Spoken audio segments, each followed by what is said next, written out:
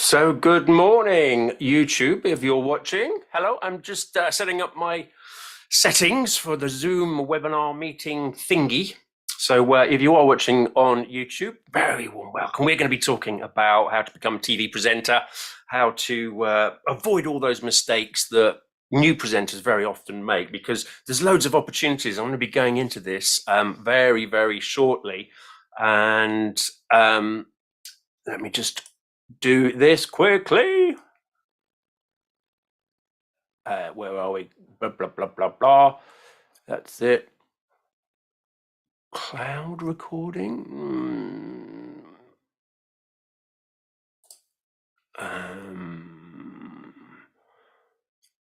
That's okay. Why isn't that starting? I'm just trying to get my my Zoom meeting to record, and it's just being a pain. I don't know. Yeah, whatever. How do you record it? Why isn't it recording now?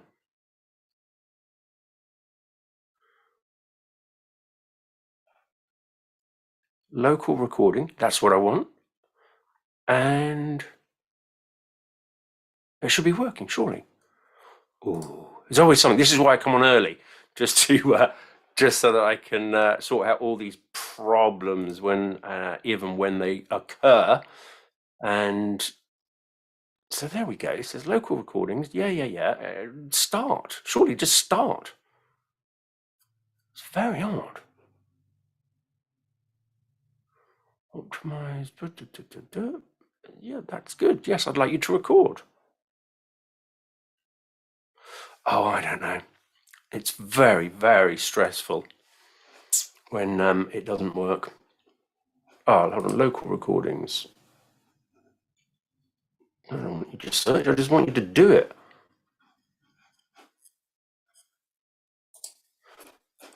It surely is just a matter of pressing the button that says record, isn't it?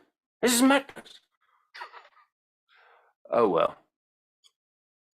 So we've got a few people waiting on the Zoom room now, which is good. But if I could just get this thing to record the session so I can do a replay if people miss it, that would be very helpful.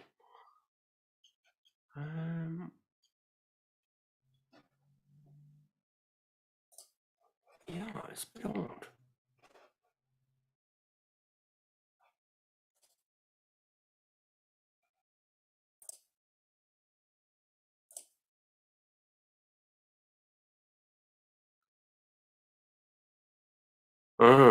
I'm just confused now. Anyway, what is the time? How are we doing? We are 4 minutes to go before we start. So I've still got 4 minutes to figure out how to do this. It's crazy. But it just doesn't record. I don't know. Recording. Maybe it is recording. Is it recording? Oh well.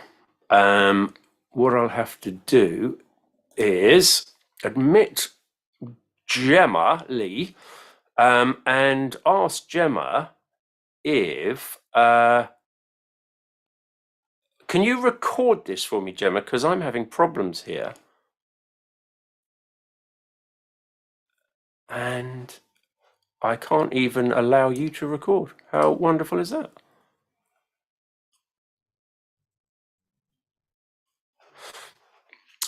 Just very odd.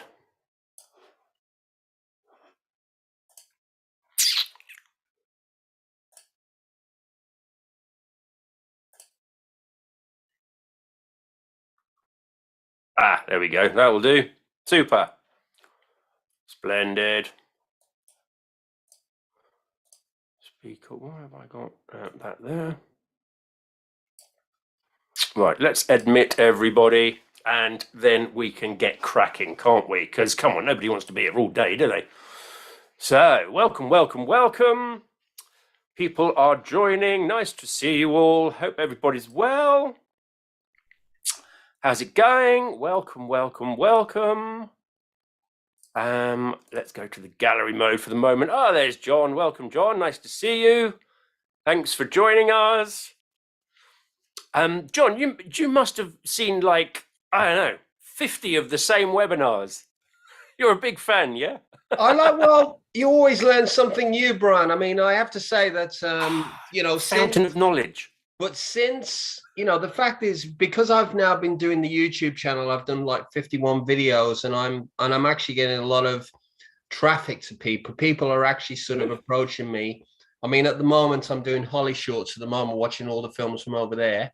And then we've got Fright Fest next week. And as I say, I don't know if I told you this, but I was invited to go to Tennessee in November. How lovely. Well done. But no, I think it's always good, because I think you can pick up new nuggets of information. So Of course. Yeah. I like, That was all. It's great to see you, John. Thank you. And well done. Keep up the keep it up, because John's going great guns. I'm just going to mute you there, mate. And just officially say to everybody, welcome. Hey, to the Presenter Academy webinar meeting thingy on on-screen presentation and becoming a TV presenter or professional presenter. I'm recording the meeting just to let you know, so that we can do a replay if people miss it. And also we are, I believe, streaming on YouTube. So hi, YouTube, if you are watching on YouTube. But knowing me with my settings and a technical thing, we're probably not. We could be beaming to Mars for all I know. But anyway, officially welcome. It is time to go. I'm just going to be letting people into the room as we go along for a little while. But yes, welcome to the webinar. Now, today, what I'm going to do, first of all, is I'm going to share my screen with you, and hopefully it will work, because as you've already guessed, probably, it's all a mystery to me. There we go. Can you see that? Yep. You're all muted, which is great. So what I will ask as well is just if I ask a question like, can you see me? You've just put a thumbs up or something in the chat box. That would be really helpful. So you should, I believe, be able to see that screen that says TV and online presenting, and a little box somewhere with me talking. Is that the case? Can somebody give me a thumbs up in the chat just before I go on? Because I don't want to be talking to myself if I've done something crazy. So anybody gonna give me a message in the chat there? That would be cool. Yes, good. Thank you very much. There we go. And another thumbs up. Super. Okay. So on today's webinar then, what we're going to be looking at is, let's go to the next slide.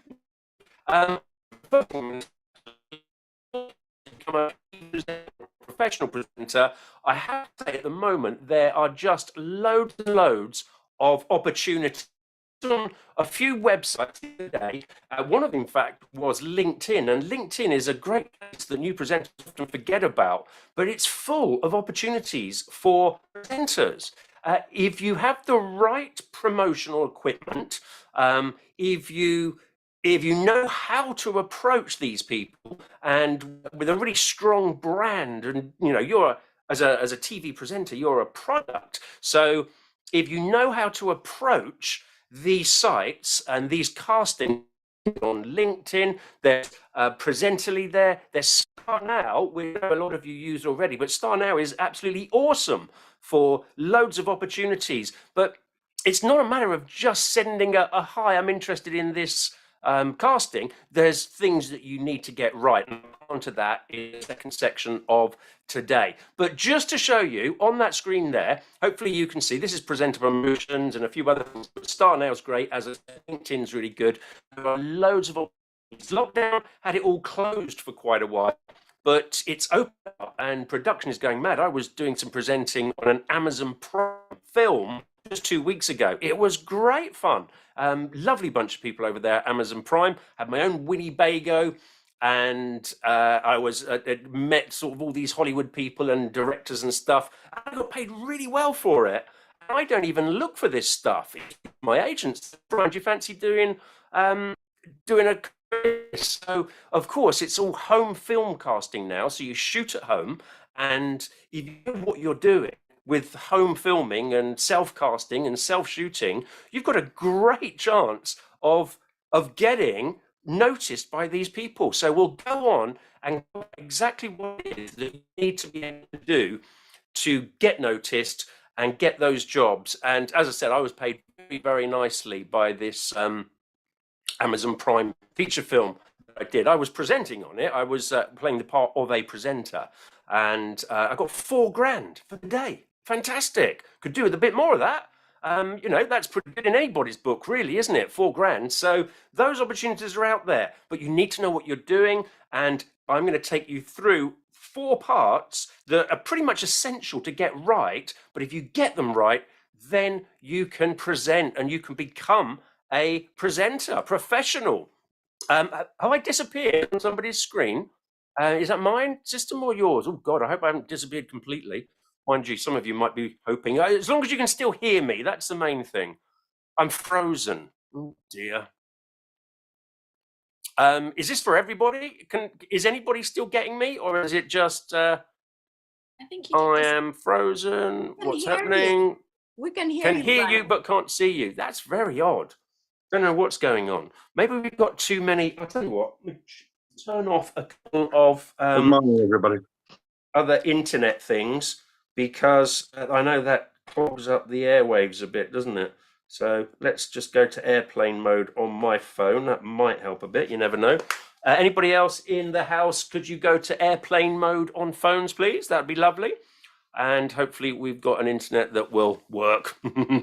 Okay, so where was I? Yeah, so there's 4 things that you need to get right, and then those opportunities are there for you. This is what we're going to go through today. So first of all, you've got to be able to do the job, haven't you? You've got to know what you're doing in front of the camera as a professional presenter, whether you're doing studio work, location work, whether it's pre-record, live, you've got to know what you're doing. So let's go through that first of all. Then in a live TV studio or as a TV presenter, there's things like auto cue, talkback, the earpiece, there's interviewing techniques, there's all those tools of the trade that you need to be familiar with, and not only competent, but the better you are with them, the more chance you'll get of being asked back to come and do more work, because the production companies go, oh yeah, they're reliable, let's get them back. And if they see you applying for a casting or something, they just know you. They remember people who are professional. I'm going to go through some of those things as well.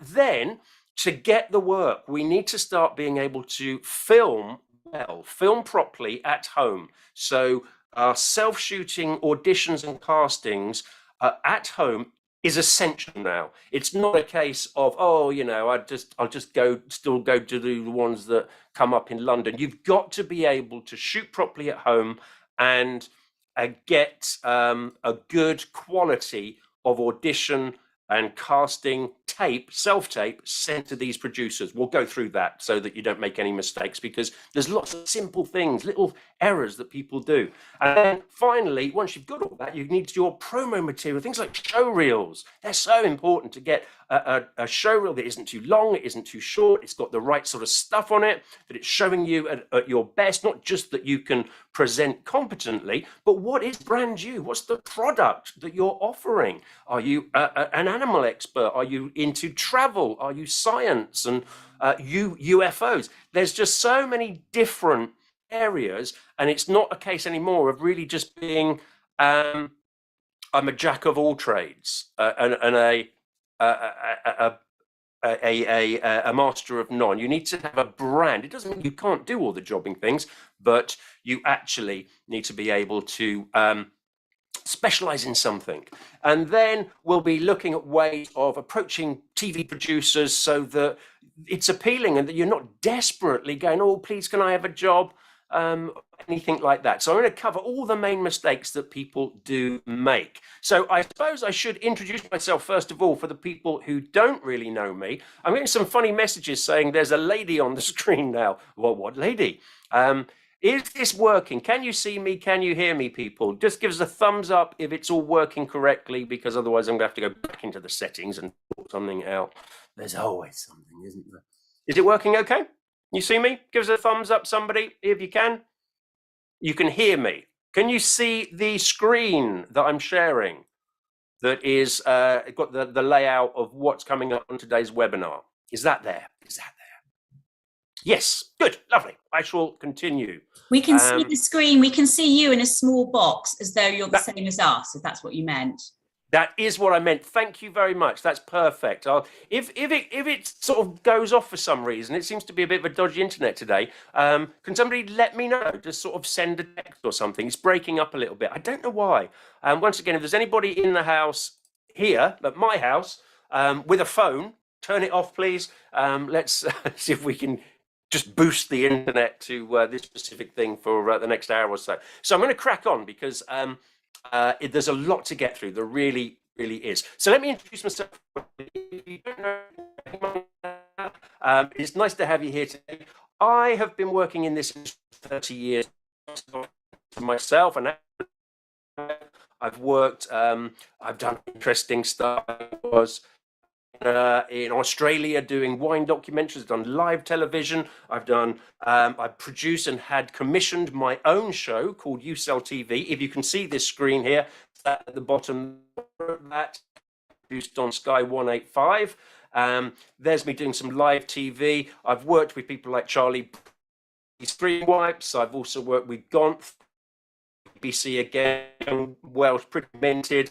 I've training for the same amount of time, 30 years. I've had offices in Australia, India, studios, where I've been to present and communicate effectively on screen and helping them make those all important show reels and get into the job of TV presenting. I still do a bit myself as well. There's me doing a show there. That was for an advert, I believe. There's Australia, doing all sorts of bits and pieces, and I'm also an author. So during lockdown, I wrote a book. I was a publisher, and they asked me if I would write all my learnings and teachings down. So that kept me busy. Quite happy for me actually. Lockdown, I managed to get it on Amazon, Wallstones, and you can presenting for TV and screen. Going to that'll be great. With people like Josie Gibson. She is one of the presenters on This Morning, as is Annabelle Knight. Actually, she's an expert that goes on. She does Love Island as well. Suki Waterhouse. She's now a singer. She's done everything. She's done Hollywood acting. She's singing, presenting. There's Tamara Eccleston, Duncan Bannatyne. That, of course, is Charlie Brooker. But then it's not just the sort of the famous people that I've worked with that who are working as TV presenters. That is anybody else having massive issues with the audio? This isn't very good. I don't know if it might help if we all turn our screens off. I don't know. I don't know.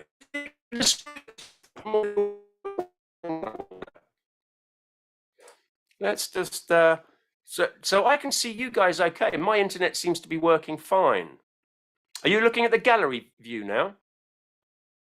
It's the sound that keeps breaking up. It's very crackly and also sometimes you freeze, but not that's not such a problem. It's just the audio.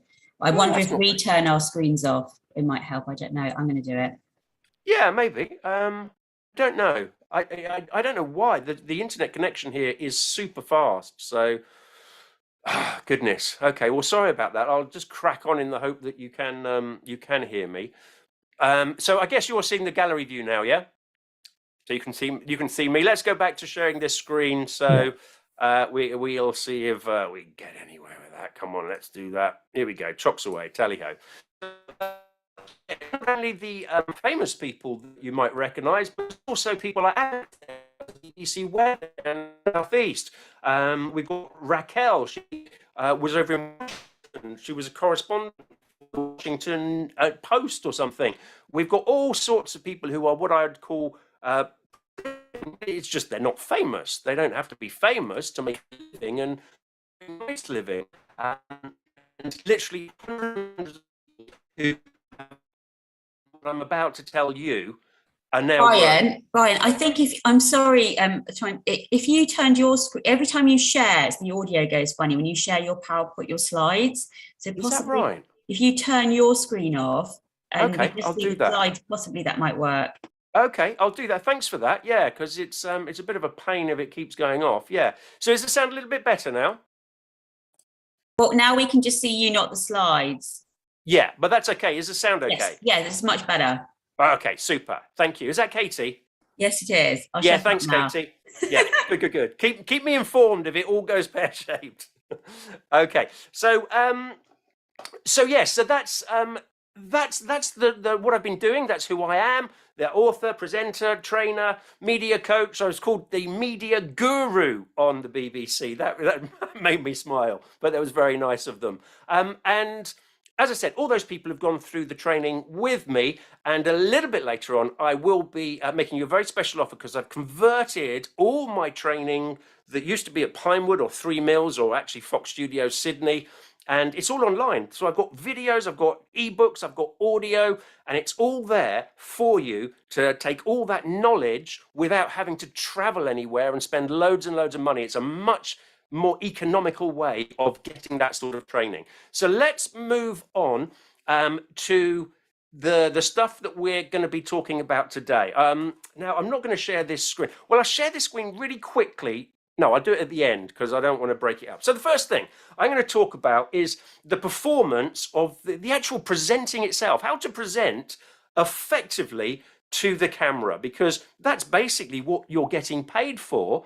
And you know, like any other job in the world, you need to be able to do it properly. I mean, you wouldn't get on a plane if the pilot sort of said, "Oh, well, you know, I've never really done this before, but I'm really enthusiastic about it, and I won't let you down." You go, "Yeah, you know what? I might fly with an airline who's got a pilot who's had a bit of experience and can fly with a bit of training." So really, it's the same with us. You know, we get paid very nicely. As I said, I got paid $4,000 the other day to do one day. So they don't pay you that just because you look nice. Well, they do in some industries, but not in this one. If you're a presenter, you've got to be able to do the job. The first thing I always say about communication is that it's so much more than just remembering your lines. Getting the words out in the right order is just not enough. It really isn't.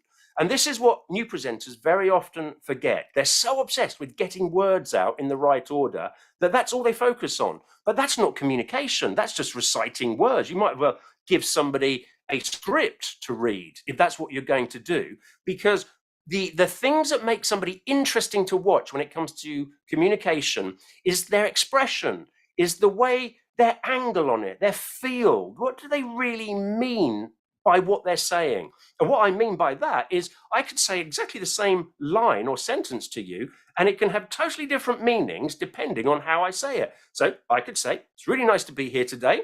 And you think, okay, I don't know if that was good. I say, "It's really nice to be here today." Okay, the little bit of warmth, a smile might be sincere. Or I could say, "It's really nice to be here today." It's like, well, hold on. It's exactly the same words, but there's very different meanings to all of those things. So what is it that you mean when you are delivering those lines, when you're delivering that script? What's your angle? What's the underlining feel of it? And this is what I call three-dimensional communication. So the tonality, the peaks, the troughs, the expression in your voice. We have to hear it, as well as the expression in your face, and of course what I'm doing now with my hands, your hand movements. It's all very important to communicate effectively, especially through the lens, because what happens is if we're a little bit uncertain, a little bit unsure in front of the camera, what can happen is we start to feel a little bit, oh, got a few butterflies here, so I'm just going to hold back a bit, and that expression in the face starts to dampen down, and my tonality now has started to dampen down as well, but I'm getting my words out okay. The words are all coming out in the right way, so surely that's enough. I'll just carry on the rest of the webinar like this and everybody will be really happy. Yeah, no, because it's just dull. It's like, I'll just read the book. I don't need you to just recite words at me. And that's what new presenters very often forget. And the other thing is, with the camera lens, it's not like you're sat in front of somebody. It's really not. It's not like you can almost feel the vibes from somebody. If I'm sat across a table in a coffee shop, I can see every little thing. But through the camera lens, there's kind of a fog. It's just a barrier to all of that. So not only do I need to show that expression and emphasis in my voice and facial expressions and things, but I need to just enhance it a bit, slightly. just enhance the emphasis on certain words, enhance the expression so that it does get through that lens. Because, you know, we're going from a 3D environment in real life to a 2D environment, and you can only see half my body anyway. And if you're on an iPhone, I'm probably just a tiny little head that you can't actually see into the whites of my eyes like you would if I was sat in front of you in a coffee shop. So you need to be able to enhance and bring out that energy, that enthusiasm, and just subtly lift it for the camera, not hiding any of that expression, emphasis, or anything like that. I like to call that you being yourself, 100%, just yourself. If you're trying to fake it, if you're trying to be something that you're not, your audience are too good at reading your vibe. They're too good at reading your facial expressions and all those things. And if you're trying to fake it and be something that you're not, maybe you're trying to be funny, maybe you're trying to be clever, maybe, you know, because you think you need to do something special in front of the camera. Well, that's not true. You need to be you in front of the camera, because guess what? You are really interesting. Most people on this planet have never seen or heard you before. And if you let them see your angles, your thoughts, your approach, what you're doing or what you're thinking, it's interesting to watch. But if you just hide away behind that blank face and just deliver lines, that's not interesting to watch. But you being yourself is very, very important as well. Now, we all have different hats we put on when we're in different situations. So the Brian who, I don't know, goes down the pub with his mates is probably slightly different to the guy who goes to work or goes to a board meeting or works with the board of directors on some big companies. And it's different to the Brian who goes to a funeral or whatever. So I have a different hat that I put on perhaps, but it's still me, just essentially being myself. And that's what you must be. You must find that on-screen persona with a slightly lifted energy, but it is you. I always say it's you on a good day, it's you on a Barocca day. I don't know if you remember that advert, it's you on a really good day. That's the you that people are going to just want to watch because you look interested in what you're saying. And that's the next thing, is that we empathize with people. So what you're feeling, it kind of rubs off on me a bit, unless I'm a psychopath, then it doesn't. If I'm a serial killer or something, you have no empathy. You don't feel the pain or the joy of what other people get. It's all about you. But anyway, so we feel a little bit of what other people are feeling. So if I see you on camera and you're looking really awkward and nervous and unsure, the first thing I think is you don't really know what you're talking about. And then I start to feel a little bit uncomfortable and, oh no, this is just too much like hard work, and I turn off. Well, that's a disaster for an on-screen presenter, people turning off because you're making them feel uncomfortable. So you've got to make them feel comfortable. And you do that by feeling comfortable yourself. This is what I would call the performance. It's you on that good day. It's you feeling comfortable and confident. So you've got to prepare, you've got to know what you're talking about, but then you've got to express it and have an angle and have a feel of what it is you're talking about as well. So that's just lifting that energy, enthusiasm, but at the same time being genuine and being yourself. A lot of the time I see presenters manipulating the muscle, not just presenters, actually, bad actors do it as well. But a bad actor is called a ham actor, and a bad presenter is called a cheesy presenter. Because what these people are doing is they are simply manipulating muscles in their face to try and project an emotion or to try and fool you into thinking they're happy to be there. So I'm going to test you guys. I want to see if you guys can tell if this is a fake smile or a genuine smile. Now, I've been doing this for 30 years. I'm pretty good. Okay. And as soon as you think you know, just hit a like or whatever on that chat. So is this real or is this fake? Here we go. 1, 2, 3. Well, clearly fake. I mean, yeah, fake. Thank you. Yeah, thanks to everybody. Yeah, fake. That, a presenter who does that, who pulls a smile or pulls a face, is literally lying to their audience. They're lying about how they feel about what they're saying. And if you're going to lie about that, what else are you going to lie about? I don't trust you. You've lost my trust. And that is a disaster. If I don't trust you, it doesn't matter what you say. it's not going to land. So especially if you're doing online content where you're doing sales videos or informative training or anything like that, if I don't trust you, forget it. Just it's not going to happen. It's the same for a TV presenter. If I don't like you, if I don't trust you, there's something not quite right. Often people can't put their finger on it, but it just doesn't feel right. That's because you're not open, you're not genuine, and they can see that there's a mismatch there of what you're saying and how you look and stuff like that. So you've got to just genuinely be yourself, genuinely feel, and genuinely know what you're talking about. Bringing me on very quickly, I'm going to start speeding up because I often run out of time. I'm going to move on to something that is charm and charisma. Somebody who is charming, charismatic, draws us in, and it's easy to watch them. But why? What is it they have? And it'd be great for a presenter to have that. Well, this is my take on it. This is what I believe a charming person has, and I think it's great for an on-screen presenter.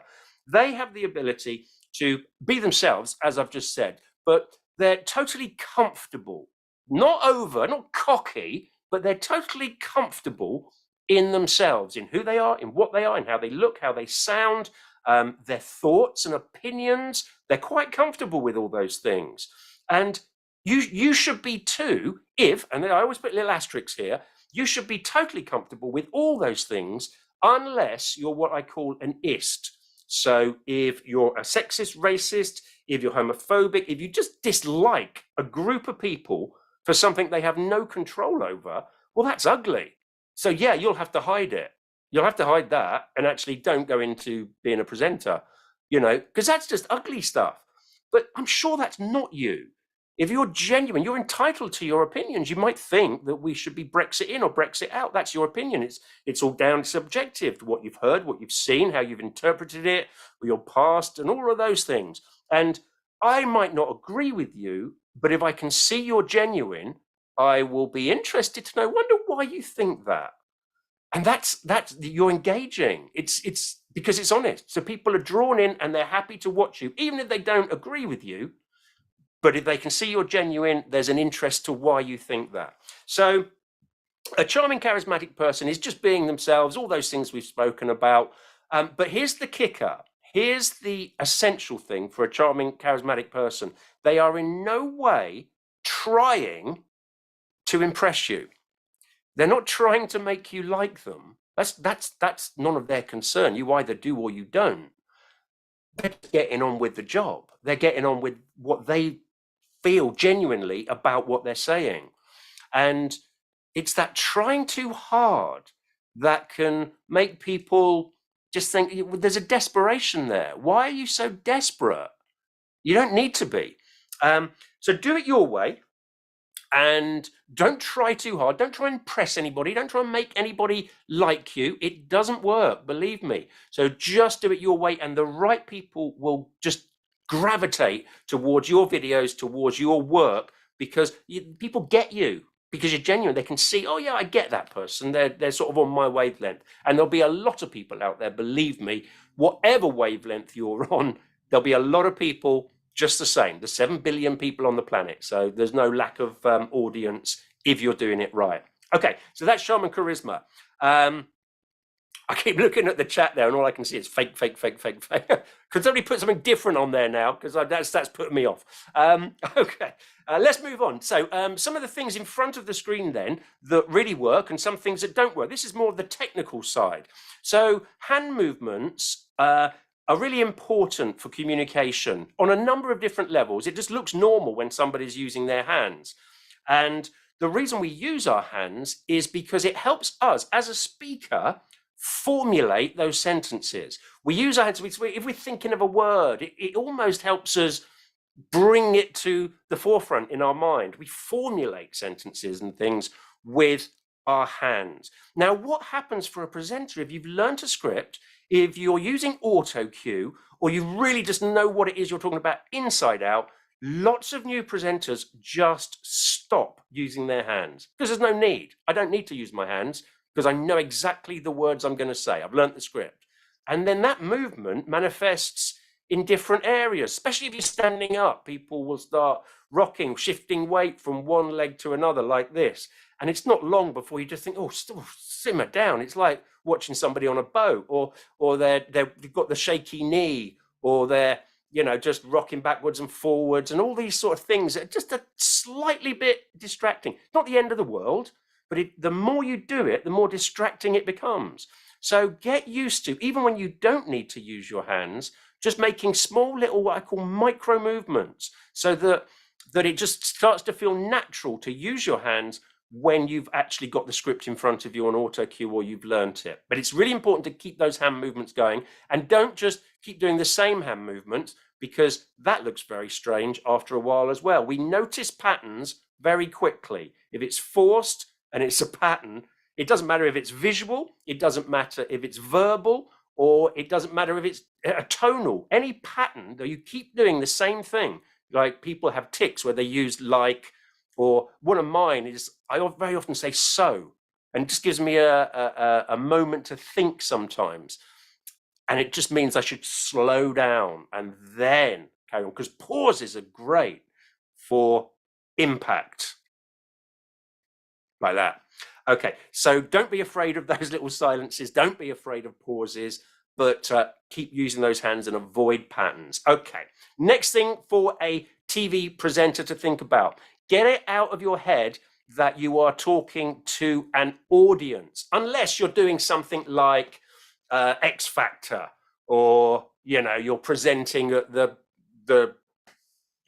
World Cup final in front of 80,000 people at Wembley Arena or something. Then that's fine. There is an audience. It might be televised as well. But if you're doing TV, if you're doing YouTube, if you're just talking to that camera, talk to one person. Because if you think of the experience that the person watching is having, if it's on television, I mean, how many people sit and watch TV nowadays with 35 other people on a regular basis? We don't. We watch it on our own, or we watch it with one or two other people. That's normal. So just talk to that one or two people. If it's online, if it is a YouTube video or business video, you pre-record or whatever.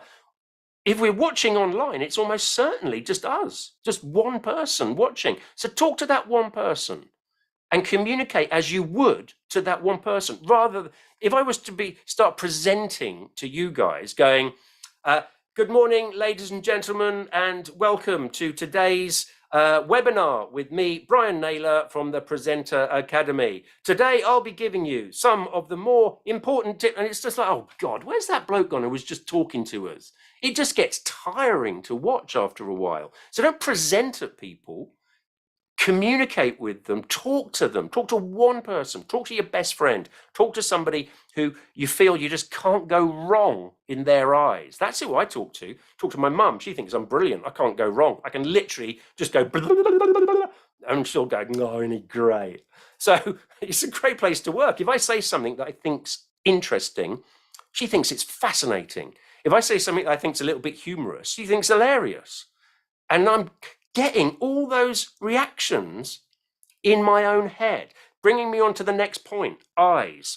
So with the eyes, we need to know what's going on as an audience. I need to know what you're looking at, what's happening, what's coming up next, and all those things. Keeping that audience involved is really important. And one of the ways you can just chip away, and all of these things are just chipping away if you get them wrong, but the overall effect is massive. But one thing on itself, it's not great, but you get away with it for a bit. It's better to get them all right. So eyes is one of those little details.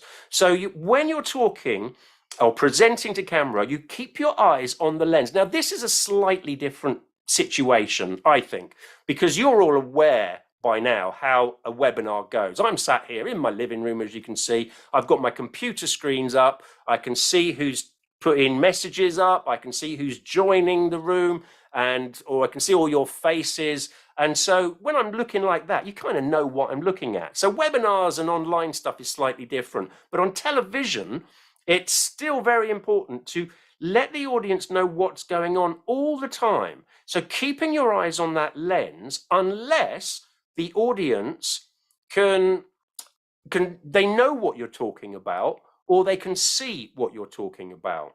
Okay, because when I'm looking at the lens, obviously it looks like I'm looking into your eyes, but it's not like a real life scenario where if I was looking at you for any length of time like this, I think it's about 3 seconds you've got before people think you're a stalker.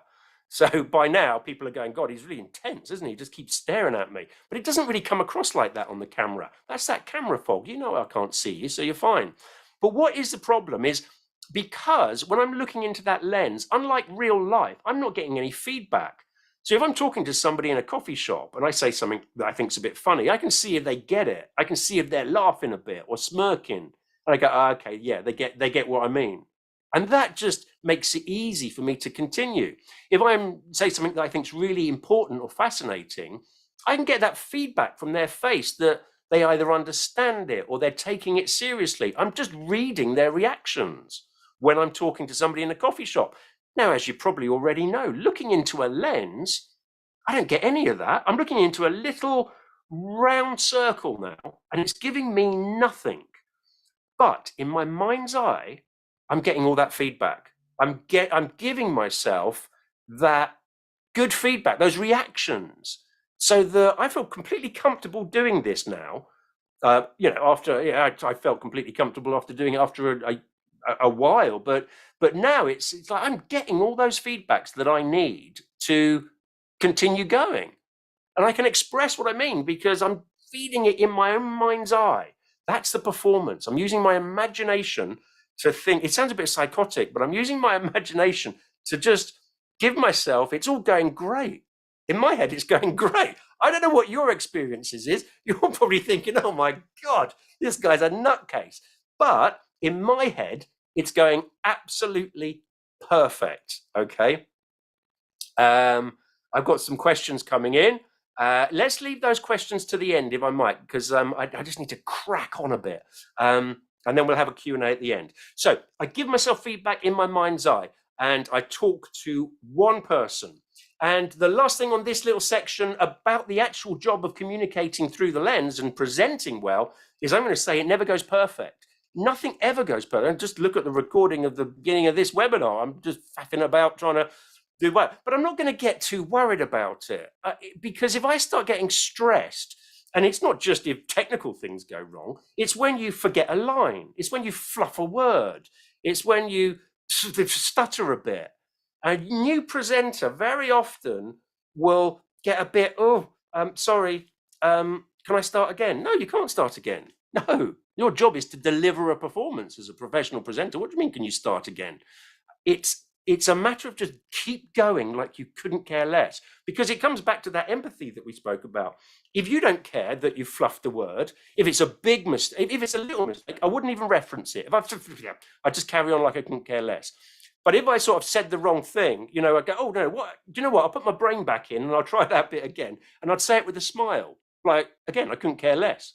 Okay. And if it's like a real big boomer, then you probably get a producer in your ear going, okay, we're going to have to retract that. So you just do it quite formally. We said earlier on the show that this happened. It did not have to put that straight. That wasn't the case. And then you carry on like you couldn't care less. So the only mistake is that you beat yourself up about it. The only mistake is that you stress about it, that you say sorry and feel awkward about it. No, don't do that. Don't, because that is what is that's the feeling you're giving out, that empathy that I'm picking up on. Oh, this is awkward again. And I don't want that. I'm sat at home or looking at YouTube. I want to feel comfortable. So the way you make people feel comfortable is to be comfortable by being yourself and all those things. That is the performance. Does that all make sense? Yep. Good stuff. Are you hearing me okay? Yep. Great stuff. Super. Thanks for that. I'm going to move on to section 2 now, which I call the tools of the trade. And I'm going to just pick the pace up a little bit because, as always, I do tend to run out of time on these things. So in a TV studio, working with all sorts of things, you've got props, you've got teleprompters, you have got interviews to do, you've got just handheld mic techniques, all those sort of things. So let's cover them very quickly. One of the things you need to know is working to time. So a live TV or even a live event, you'll have somebody in your ear or a studio manager going 10, 9, 8, either counting you in or counting you out of the various sections of the show. And if it's in your ear, you can't just, the earpiece is talk back, and that's where the gallery, the people who are actually doing the output, they're mixing the audio, they're mixing the visual, they're doing all those things. All the producers, directors sit in the gallery, and they've got feeds from various cameras from the studio floor. And they're giving you instructions of through TalkBack, which is the earpiece, on we're going to the advert break in 5, 4, 3, 2, 1, and cue ads. And you have to just carry on delivering your script, delivering the auto cue piece, rounding up the last interview or item as though that's not happening. So it's a bit of this business. I don't know if I'm doing that right. It's difficult. I can't do that. But you're doing two things at once.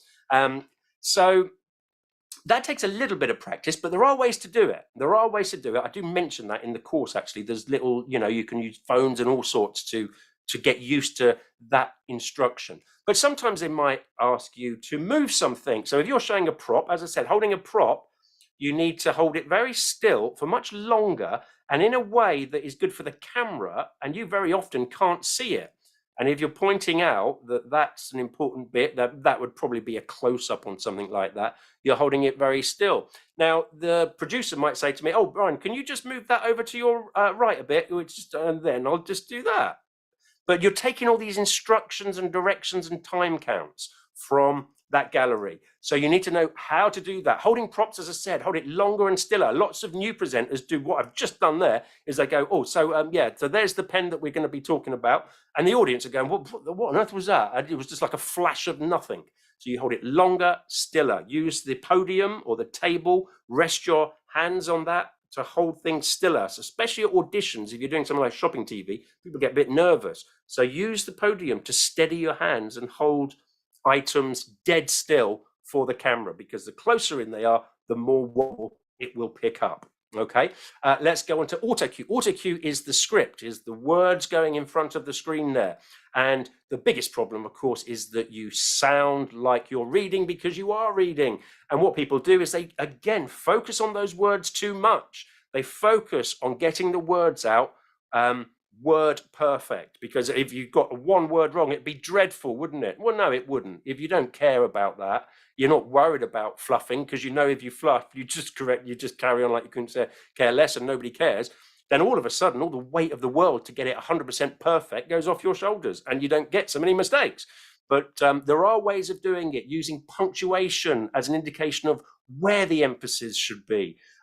Changing the variety is essential. The peaks and troughs, you're the only person who's actually going to see the auto cue. So put in little indicators of emojicons to where it's lighthearted and then a more serious one, or some sort of instruction to remind you to change it up. Each line is a new train of thought, not the same one. We're trying to get away from that monotone delivery like that. You can get the words out perfectly as much as you want if you're reading auto cue, but after about 10 seconds, nobody will be watching. So the whole thing is pointless. So just try to be more expressive with those words. And you've got to do a bit of preparation with it as well. How do you feel about what you're saying? What is the emphasis here? Is this a really important bit? Because if you change emphasis, then that actually highlights that bit that you're saying. So you change emphasis in the way you say it, in your look, in your tone, in your movement, all those things.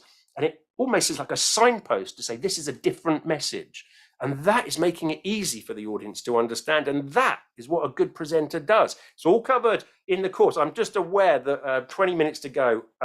Unbelievable. ABC technique, that's basically what politicians and people do. They avoid, when you're interviewing with them, they avoid the question by using the ABC. They acknowledge it, they bridge it, and they continue on their agendas. Interviews are all about agendas, and it's not about reading out 10 questions come hell or high water. Anybody can do that. I'm not paying a professional presenter thousands of pounds to read out 10 questions come hell or high water. So it's about agendas, it's about controlling the interview, it's about having done your research and having little stories or little items or bits about this person or this subject, that if they come up, you can just throw that in and you look like a genius.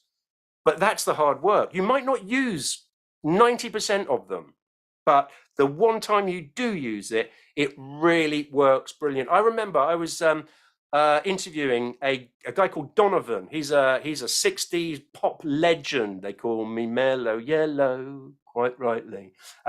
Probably most of you on here, God, Brian's really showing his age now. But he was a pop legend. And I'd done my research because I was interviewing him for a radio channel. And he was talking about when he went to this certain club. And I knew that he had taught John Lennon a certain riff on the guitar.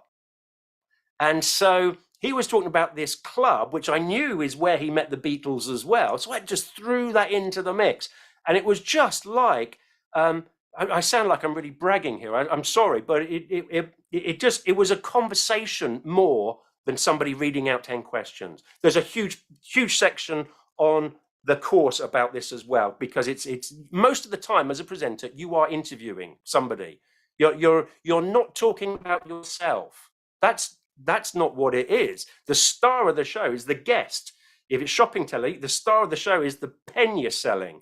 The star of the show is the item that you're talking about, or whatever it is. You're the facilitator. You're not the star. You don't wax lyrical about your opinions constantly. It's dull. So you have to be aware of that as well. You may become a star like Holly Willoughby or whoever, but Holly very rarely just goes on about herself. She mentioned people like to know a little bit about what she's been up to, but she never just goes on off on one. It's always about the other person, about the item, about the other thing that the show is about. Okay, so that's a really good tip to remember. Script writing, I'm not going to go into that much, but you write it as you say it. It's not copy for a website, so you shorten everything. So rather than it's. That's how we say it, unless you are spelling it out for some reason. And so write it, read it out, keep it short. People over-explain stuff when they're writing scripts, so keep it short to the point, because you've only got so much attention before people have had enough. And okay, so that's tools of the trade. I'm going to crack on. There's handheld mic techniques, there's location work, there's walking and talking, there's other bits and pieces, but I just want to do the main things here today, because I know come 10 o'clock, a lot of you will be scooting. So let's look at how to self-shoot, and then I'm going to do self-shooting and career strategy, getting work. And I'm going to put this all in the same sort of block. So getting work is the most important thing. Once you can do the job properly, which is what we've been talking about, and you're competent, like that airline pilot, getting work is, there's no point. You can be the best presenter in the bedroom and nobody ever sees you. So you've got to get work. Okay, and it's not a case anymore of just going on to Star Now or Presenter Promotions. Do get Star Now, it's great, but don't just rely on it. That's what I'm saying. Don't think that somebody is going to discover you by having a profile on a casting website. It's going to get you little jobs if you're good enough, but if you want to be a full-time presenter, you've got to do more than that. And the first thing you need to do is think about your brand. As I said right at the beginning, brand you. What is it that you are all about? Are you sports? Are you a football expert? Are you the person that we know as the gardening expert, or a chef, or a foodie, or whatever? If you think about most of the people that you see on television, very few of them are just presenters that present anything and everything. Even the ones you see most of the time are what I would call a light entertainment presenter. So the Hollies and the Phils, and they'll do light entertainment, middle of the road light entertainment. You won't often see Holly Willoughby doing a space documentary on quantum physics. It doesn't really happen. So who's doing those space documentaries on quantum physics? Well, people who are experts in that field. And it's not just space, it could be a field of anything. Horses. Roses, anything that you're interested in, or you have a high level of knowledge, then start using that as your brand. Now, that's when you've got the brand, it doesn't mean that you can only do that as a presenter starting off. You could have a number of little promos or video clips of you talking about your area of speciality, and then a few random ones. But as you go on, you're building on your brand so that you're the go-to person for that kind of thing. It might be news, it might be satire, it could just be anything, okay? So have a think of what is it you're selling, because any salesperson will tell you you can't sell until you know what it is you're selling. And I have actually put together a whole section on the course of presenting that sells. Now, that was originally for the business course, because I've got a business course as well, and because business people are interested in that sort of stuff. But then I just adapted it, and I thought, you know, TV presenters, you are selling. So at the beginning of a show, when you say, hello, welcome to today's show, coming up, we have got Gordon Ramsay. He is going to show us the secrets behind making the perfect gravy for your roast. Okay, so what am I doing there? I'm forward selling my show. I am hooking. I'm giving you teasers. It's clickbait now. They call it that on on YouTube, don't they? But that's essentially what people on TV have been doing forever, and on radio, and all presenters. You are selling either what's coming up on your show, the next show on radio. You're keeping people wanting to watch more. You're saying, oh, after who was the band who was first opened Woodstock in 19, and they had an absolute massive hit with this. I'm going to tell you about that right after this. And then it goes to the advert break. Why do they do that? Because they're selling. They're keeping you intrigued. They're keeping, oh, what is that? I want to know. And so they hang on. Okay, that is what you've got to be able to get on. So there's a whole section that I put together on that selling for presenters on this course that I'm going to tell you about. I got a great offer I'm going to tell you about coming up in the end, because I've reduced the price. It's just crazy. Anyway, where are we up to? So filming. So when it comes to filming, you can film all your promo material, your stuff on a phone. Your phone has an awesome camera.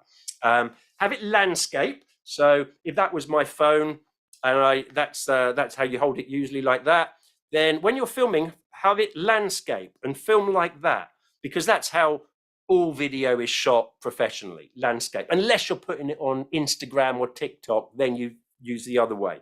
But landscape is the way. The biggest problem with phones is the microphone, unless you're dead close to it, is very often not great. It sounds very tinny. So you've got to have a little bit of thinking about soundproofing, echoey walls. If you're in a room where there's a hard floor with walls with nothing, no curtains or anything like that, you just get this echoey, tinny sound, and it sounds dreadful. It doesn't matter what you're filming. It could be YouTube, it could be your show reel, it could be anything.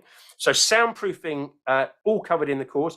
And also, what you need to think about is, if you have a budget, get yourself a little external mic. You can get them for phones now. A nice long cable, pop a little mic there, and then you get a much better sound. And sound, have no doubt, when you're filming, is 50% of the professional look of your videos is the quality of your sound. So if you are going to invest, I'd invest on a mic for your phone if that's your budget. Listen, if you're a multi-quadzillionaire, go out and buy the best cameras and microphones and what have you. Great. But if you're not, then a microphone for your phone is a good investment, and a tripod as well. You can film your own stuff.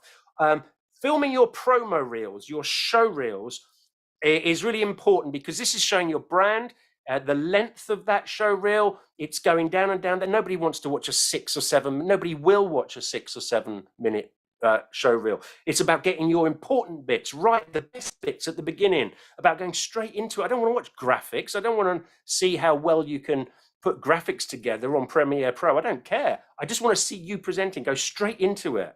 Have a little tag at the bottom with your name. That's enough. Don't have any background music on all of them. Maybe a very subtle background music on 1 or 2, but just anything that distracts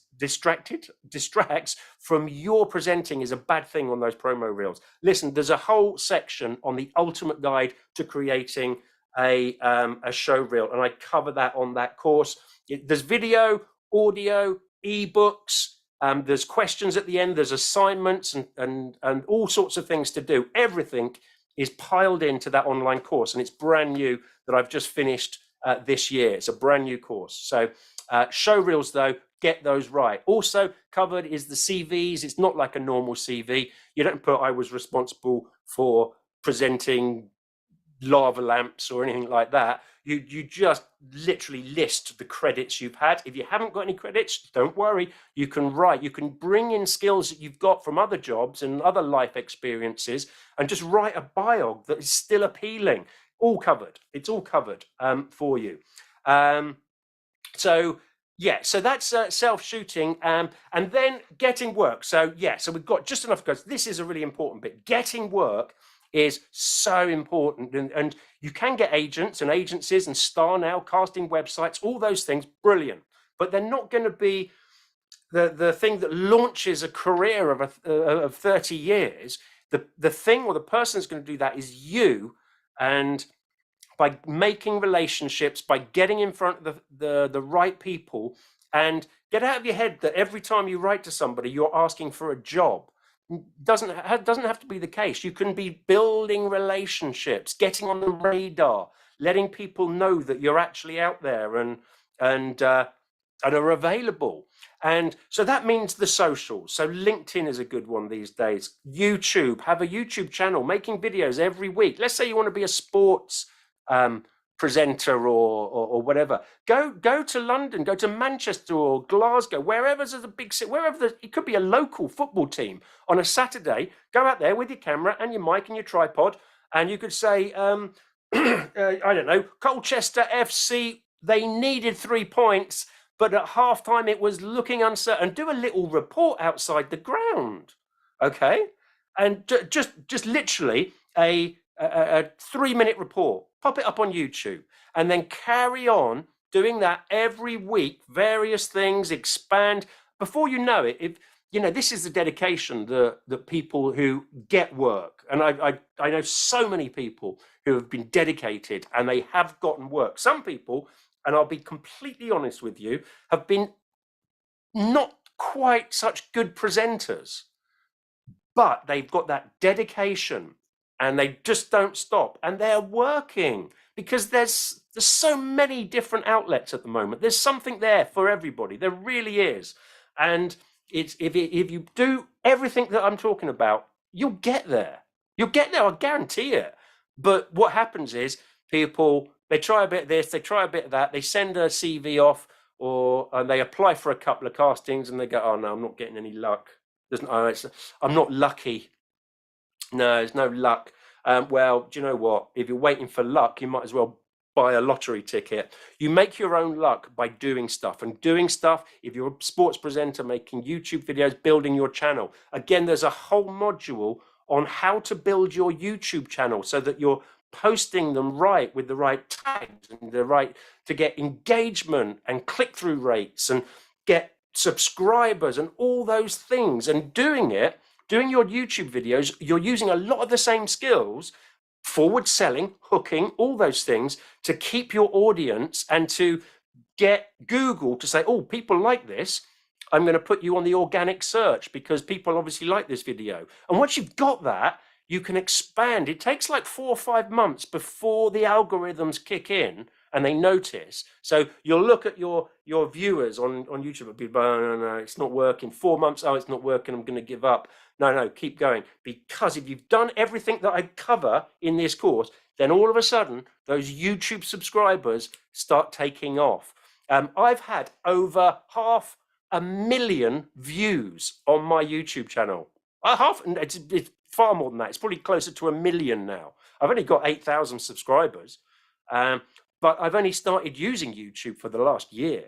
So it's doable. All this is doable. It really is.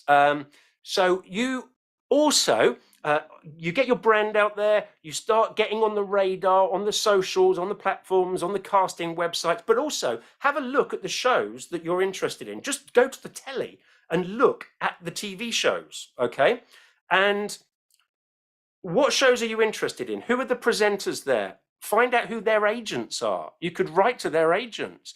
And when you write to them, you've got to you've got to offer something. It's not a matter of, oh, I'm a new presenter and I'm looking for representation, and I'd really love to be considered. Thank you so much for looking at. No, it's dear so and so. I'm writing to you because I've had 10 years working as an equestrian sports specialist. And after looking at your show, I feel that I'm similar in a way to looking at. No, actually, I'm doing the wrong thing. If you went to an agent, you're basically telling them what your brand is and what you're offering, what the product is, product you. So it could be equestrian sports, it could be this, you're interested, you've got this, you've got that, this is your experience. If you think you have the right leads and the right connections, I'd be interested in talking to you. It's a business relationship. It's not a begging scenario where you're just going with your hat out going, oh, can I have a job, please? No, nobody wants that. It's desperate. And it doesn't work well. So when you're writing to agents, think about what it is you're offering. And it's the same. You can approach TV producers, directors. They tell you who the director is at the end of the show. It's very helpful. If it's a show like a shopping channel or something, or a gaming channel or whatever, you just look them up online and find out where the head office is and write. I'd phone them up and get a name, actually. That's always a good thing. So there are ways of writing to them, but write a letter rather than an email. People are like, what? You mean with an envelope and a stamp? Huh? You're kidding. No, I'm not kidding. Why am I not kidding? Because if that lands on so-and-so's desk, guess what? They're going to open it if it's handwritten. Whereas how many emails do you think a producer or a director gets a day? Hundreds.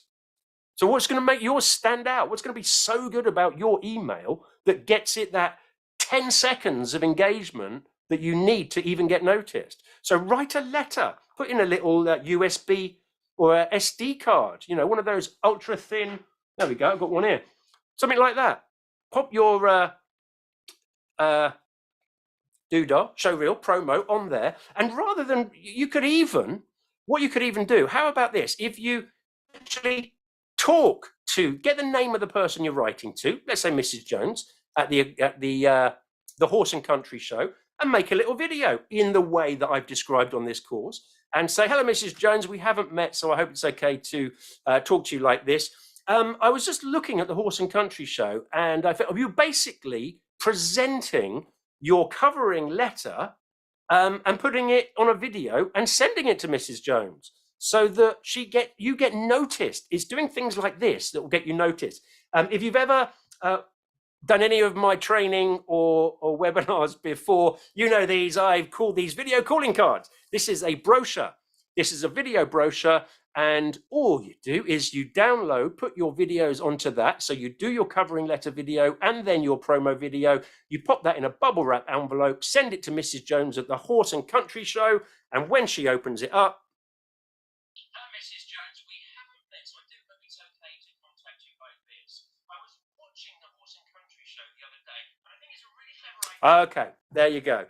These are the sort of things that you should be doing if you're serious about getting work. And these are the things, all these little tricks and tips and secrets, they're all in this online course, okay? There's also lists of contacts there for you as well. So you've got all the contacts from producers, from directors, there's events, actual networking events, online networking events, all these things that you should be doing. I'm going to try and share my screen with you very briefly here. Now, I'm just going to show you like a picture of what you get in that online course. So, it looks like you've got the audio, the video content, you've got written ebook. There's loads of stuff there. Everything that I have been talking about. I'm just going to stop that because I don't know how that audio actually sounds. All of that is covered in my brand new online TV presenting masterclass. So also what I've done is I put in that presenting that sells, that's originally the business module for the online presenter accelerator for business people. And then I've also included the psychology of communication. This is, think of Darren Brown. How does he get people to sway one way or the other? How does he get people to do that? Well, it's all about biases. It's all about embedding commands and suggestions. It's all about using the right language in the right place. That's covered. If you want to study that, you can become a real master communicator. I find that really interesting, and I've included that in the course as well. Now, all those people that I was talking about, the Duncan Bannatynes and the hundreds of people who are now working, they have all worked with me over at Pinewood Studios or Three Mills or other places around the world, including Sydney or the rest of it. Now, I charge £1,750 a day for individual booking for me to turn up in person. If it's corporate, it's more than that. And if we're looking at doing, we used to do the masterclass, with all the information is on this course, but the masterclass at Pinewood cost £2,750. So all that information that those people paid for is available to you. This is the sort of price they paid, and I am going to just £9. That's just for a short time only. Everything that I have been talking about, those 4 essential steps, is covered in that online course. Let's just stop. I'm going to stop that. And I think we have got Gemma on the line. If she is still awake, she might be, she might not be. It's probably going to give you a link in the chat there to that offer. That's a specific offer for you. If you go to the website, you're going to find it's £299. So don't go there. Use this link and you can get that TV Presenting Masterclass for £99. That's all that information that we have covered today. When you go through, oh wait, actually there's the link. Oh no, you can't see that. Oh, what I could do is I could probably get that on the screen for you. What you'll also find is when you go through there, you'll see that Brian, sorry, Brian, we can't see anything on the screen. The screen is blank. Oh, really? You can't see me? Sharing the screen, it's blank. Sorry. Okay. Right. Okay. So how about now? Can you see me now? Frozen. Yes, we can see you all the time. Okay. But when you shared the screen, it was blank. Okay. I won't share the screen then, because obviously we have got some issues with that. So what I'll do is I'll just put a link to the actual page so that you can go and have a look at what I was talking about yourselves, and you can take that offer up for just that £99. Okay, so I'm just going to grab that now. Have we got people here who are business people as well, who would rather have a link to the online course, because I can put that up as well? Right, let me just see. Excellent. Yeah, okay, I'll do that. Type a message here. Paste. That's gone. That's just gone to. How do I put a message? Oh, this thing drives me mad. Let's put everyone. There we go. Now, let's do that. There we go. So there's the link then to the TV Presenter Masterclass. If you're going to have a look there, that should be the £99 offer that I have been talking about. And then we have the online accelerator. This is more business YouTube-y webinar presenting, like what I've been doing today, structuring and all of that sort of malarkey. I'm going to put that one up there for anybody who is interested in that one as well. So there we go. So what we have then is, we've gone over a little bit, but I do know there's probably some people here. I'm going to go on that view and see if we can go on gallery view, and then anybody who has got a question for me. I know there were some questions coming up, so I can see you all now. If you'd like to ask a question, give me a wave or put your hand up. Oh, we got Sophie there. She's already got a hand up. Okay, unmute yourself, Sophie. Hi. Hello, Sophie. How are you? I'm good, thank you. How are you? Yeah, good, thanks. Wicked. I had a question. It's a bit of a random, obviously, but I was wondering. So when you're interviewing somebody, and obviously you know about the subject and the person, but they're just giving one-word answers, and you're not getting anything out of them. Is there any other tips you could give that would sort of help that scenario? Yeah. Okay. So what you need to think about is open-ended questions for a start, which you're probably already using, but the who, what, why, when, those encourage an open-ended question.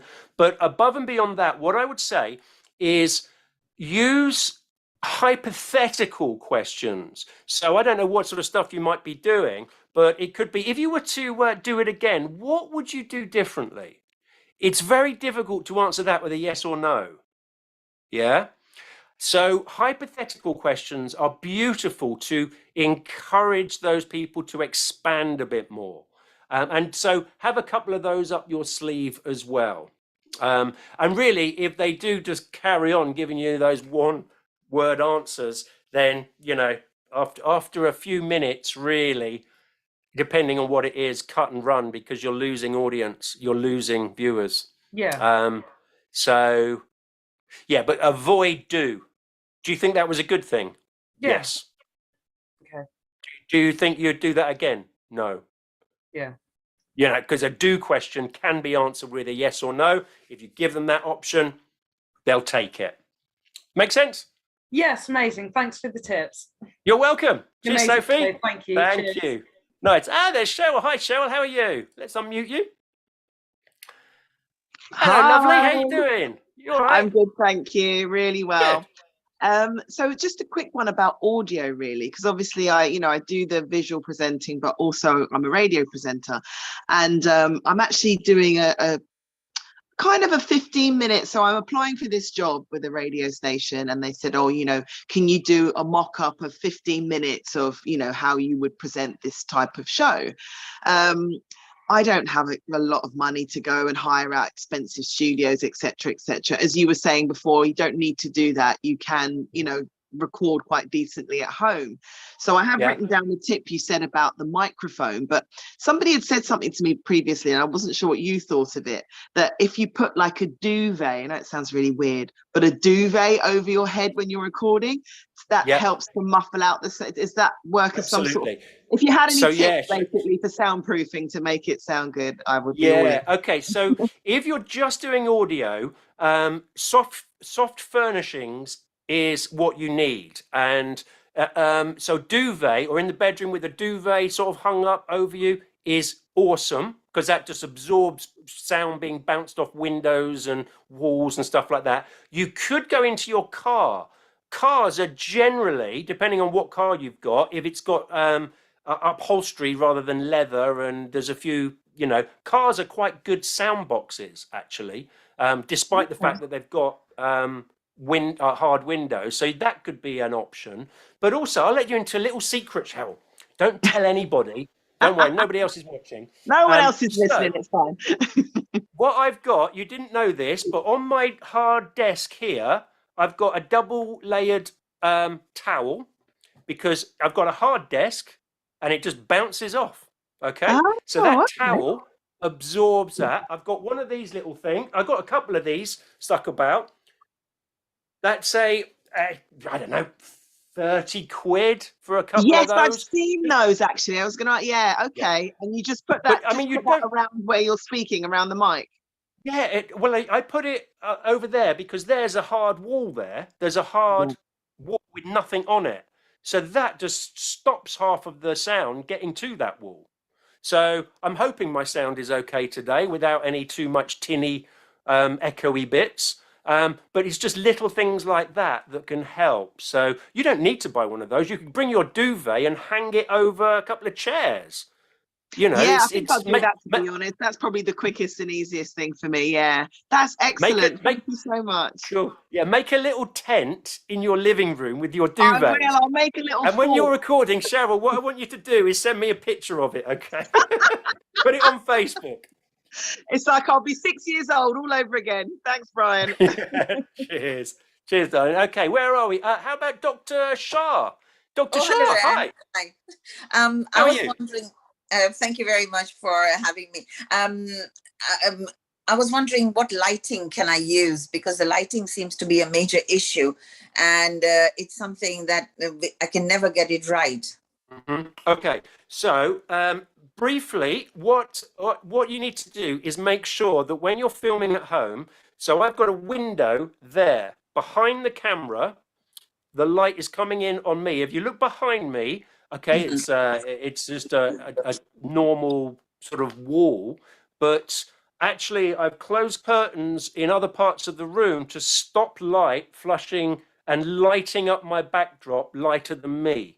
The light needs to be on me. So that's the basic thing. If I had the window behind me, you wouldn't be able to see me. Okay, well, you'd see just a shadowy me in the dark, and that's no good for video. The other thing is, and we cover this on both those courses for self-shooting, is you can probably spend about £100 on Amazon and get what's called some box tops or some even LEDs for a slightly more, and with a bit of angling for 3-point lighting, you can make a really solid job of home filming. So you can do 3-point lighting, basically 1, 2, and a backdrop. It's all covered in the course. You can really look professional at home. And then if you buy a backdrop, other little tips as well that we've included, the backdrop, you can have a color behind you, a green screen, pop-up green screen's £40. And if you can use a bit of software to edit and put a backdrop in, there's all sorts of stuff. But the lighting is important, you're right. You just need to make sure the light source is coming from behind the camera and is not behind you. Okay, any type of a light source that you would recommend? There is a page on our website on presenteracademy.com, and it's got loads of, let me just see if I can pop that up for you as well. It has loads of recommendations of stuff, the microphones, cameras. It has what else has it got? Just everything. It's got my book. Did I mention I've written a book? I don't think I mentioned that, did I? Did I mention that? So what I'll do is I'll just post this for you on the chat. Go to Amazon, Brian Naylor, and have a look. My book will come up. Enjoy. There you go. That's the equipment, and you can check out all the equipment links. So if you just go to that page and then go down, you'll see there's backdrops, cameras, lighting, microphones, camera accessories, medium, good reading. I think if you go to the good reading section first, I think there's an awesome book on the top of that list. That's lovely. Yeah, thank you so much there you indeed. go. Thank you. Thank you. You're very welcome. Cheers. Where are we? So we have got Teddy. Hi, Teddy. Hi, Brian. Hi, how you doing? Good, thanks. Thanks for answering my question. That was a really fun webinar. I have a question about tonality. So for someone who doesn't have like naturally really interesting way of talking, like do you have any tips or advice on how to improve the tonality? Okay. Yes. What you need to do is probably look again, a whole section on this on the course, but warm up. A warm up. Because what happens is when people get in front of the camera, they'll spend 20 minutes or half an hour, an hour even, before they go and film, and they'll be writing down and worrying about getting all the words right and making sure they don't forget any important bits, and you're hunched over and making yourself small, and then you get in front of the camera where you've got to have all this expression and emphasis and everything, and it's very hard to lift it. It is, because it feels awkward and it feels fake, because it's like, oh, I can't do it because I'm starting from here. So you don't do that. You do all the hard work the day before, brush up a couple of hours before, and then 20 minutes or 15 minutes before you start filming, you should be out in the garden, out in another room, and you should be going like this and going, la la, and doing all sorts of silliness. You feel like an absolute lunatic. But don't worry about that. Make yourself really big. do stupid things and start talking really silly, and then go low like that, and start talking high, and then do this and see how low you can go. And then, if you've been doing that for 15 minutes, I promise you, you get in front of the camera, and it's so easy to bring that down a bit and be about right, than to go from a place where you're small and worried and making yourself small and quiet, looking at your notes, and then suddenly springing to life in front of the camera. It's really hard. So warm-ups are important. Yeah, got it. Thank Super. you. You're welcome. Nice to talk to you, Teddy. I've just seen this little message from Katie. I've got the book. It's fab. Thanks, Katie. Oh, she's got it there. No way. That's excellent. That's my book. Excellent. Look at that. You're not on commission, are you? What's going on? Thanks, Katie. Brilliant. So that's a book. Get it on Amazon now. Brian Naylor. Where are we? We've got Kalina. Kalina? Hello. Hi. Hi. Hello. Sorry, did I just absolutely destroy your name there? How's that? How did you say that? Colleen. Colleen. Yeah. Colleen Mai. Yes. Hi, Colleen. How you doing? Hi. I'm doing fine. Thank you so much. It was amazing listening to you and following your the seminar. Really Oh, cool. grateful Thank you. to have this opportunity. Yes, certainly. So I'm from Southeast Europe, and I've lost a lot of opportunities actually on SoundNow because SoundNow changed the design and everything. So I've had more opportunities to actually be a performer, like a presenter and a host through SoundNow in the past. Now it's changed. There are a lot of from the UK and from Australia, but I have lots of difficulties actually finding unless I move and stuff like that. So what do you recommend in regards to that? Are there any other, because now SoundNow is very linked to Backstage. So okay.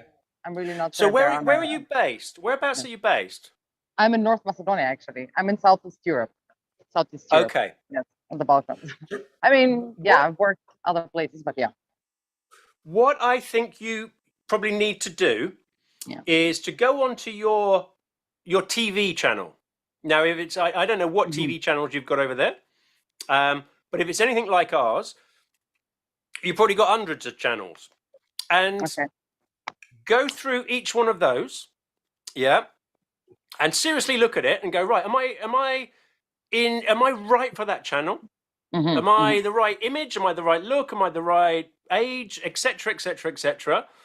And if the answer is yes, get the details, try and get a name, and then approach them in the fashion that I mentioned earlier. Okay.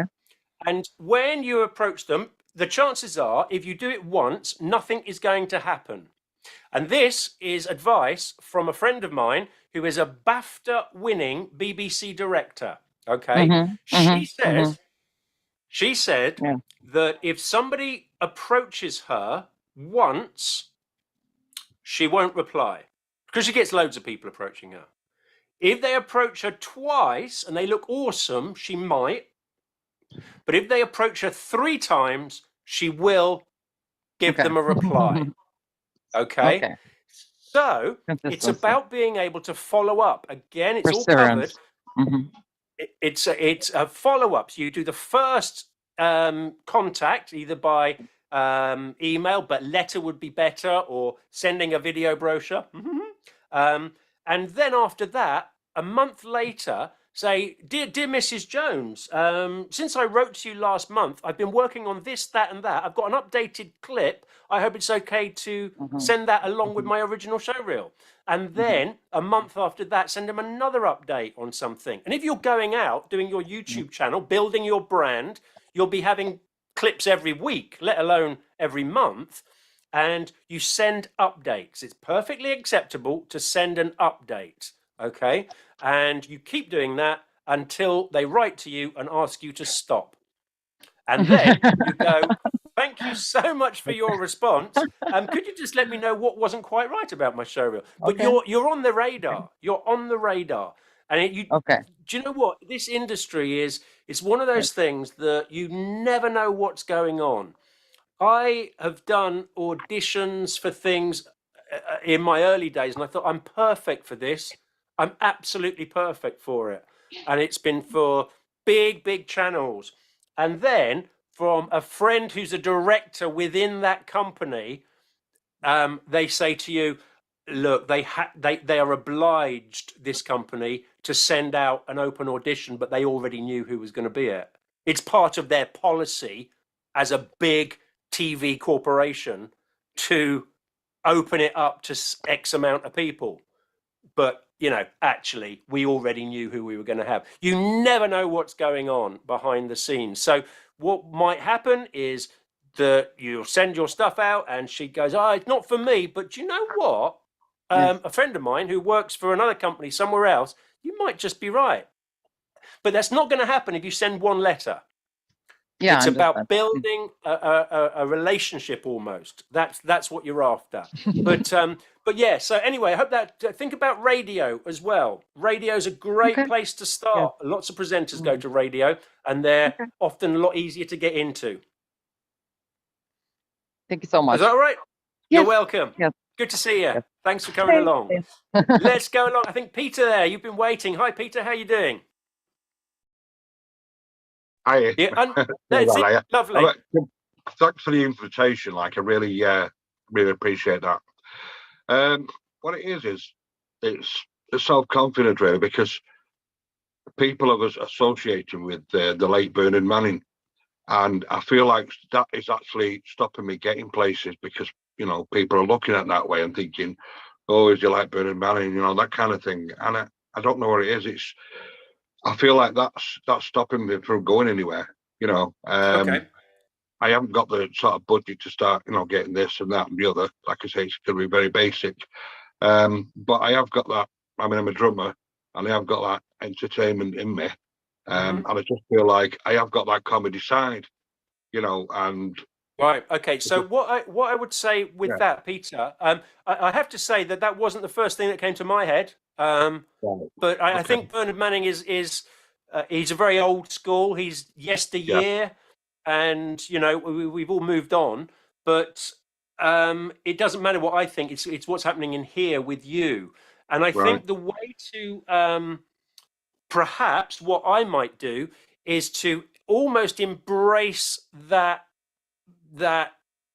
prejudice that people might have when they look at you, and just go on your show reel, for example. You could just say, now I know what you're thinking, I look like Bernard Manning, but I must say I'm totally different, and smile. And it's out the way. It's out the way, it's gone. Yeah. But don't yeah. Do you know what I mean? Because if you own it and actually, I know what you're thinking, bang, done it, let's move on. This is actually me. Because when I've done gigs and the band members like I've turned around and said, and you thought Bernard was gone, well, he's here and all this kind of thing. And it wasn't something that I really wanted to happen, but I don't know. Sometimes it works out for the best and sometimes it doesn't. Because there's a lot of people that like and dislike and that. I mean, I'm nothing like him really in you know, like, no, cool. You know, the bad ways and stuff like that. But I don't know. I have sort of used it as well in some ways, you know, to feel like I can get somewhere with it, you know, just by looking like personality. But because he's passed and gone and not alive, like some celebrities like Jenny Vegas and that, I don't know, because I tried to look alike and stuff like that. But now I really want to get into this video in the presenting type of thing. But I'm not sure whether to do it like the radio type of, you know, without the picture, if you know what I mean, the video. Because it just put me off, you know, about actual, you know, facing people on. I think really, Peter, that the quick answer is that I think most of this is probably in your head, although your band members who you probably knew fairly well, I would imagine, would probably have a bit of banter. You know what us blokes are like, we can be daft and we like to tease each other. So, but I wouldn't think that of anybody necessarily that I was sending promotional material to on a television basis. And as I said, if you really want to just own it, I would just put that line in right at the beginning of your show reel. Now, I know what you're thinking, but you know what? You're going to find out that's not me at all. Bang. Well, that's a nice little intro to your promo reel, actually. That's free of charge, that. I just came up with that. But so I think Yeah, but go for it. Don't let anything hold you back. You know, I've seen all sorts happen in this industry. You just do not know what the next show is that somebody has got in the pipeline. So don't let it hold you back, because if you're not out there with promo materials and doing the job right and what have you, then that's a guarantee you won't get it. If you do everything, those 4 steps that I've been talking about, then I can't guarantee that anything could happen, because it often does. It really does. Right. Because start now, I mean, it has changed, like the lady said before, like it's all changed and everything. It's quite awkward, to be honest with you. So is it? I've missed a few opportunities and I don't know what's gone wrong. You know, it just come up. I thought it was some kind of scam at first, and then I got into it and I managed to get back into my profile because it was asking me to put my password in again and things like that. And I'm thinking, what's going on here? Yeah. But yeah. They do change these things, don't they? It's strange. Presenter promotions is another one. Try that. They are just based purely on presenters. That's quite a good one. But I'm sure their start now is generally pretty good. So, but anyway, thanks, Peter. lovely talking to you. Thank you, Cheers, Brian. mate. Thank you. Cheers. Okay, so I think that's just about it, unless there's anybody else. That was a pleasure to have you all. Thanks for coming along. Don't forget, courses.presenteracademy.com. There is going to be literally, I think it's 4 days before that £99 goes back to £299. So if you want to take advantage of those courses, they should be still there in the link. If not, just reply to the email or the emails that you got for the entrance to this. So that's really it from me. Keep an eye out, because we will be doing more of these, and I'm going to try and get my BAFTA-winning producer friend to come along and do one with me as well in the next couple of weeks. So keep an eye out, join, subscribe to Presenter Academy, and thanks very much. Good to see you all. There's Andrea. There's Danita. Lovely to see you, Actor. Lovely. Stay safe, everybody. Thanks again for joining. And go along to courses at presenteracademy.com. Cheers, guys. I'll see you next time. Have a good weekend. Bye.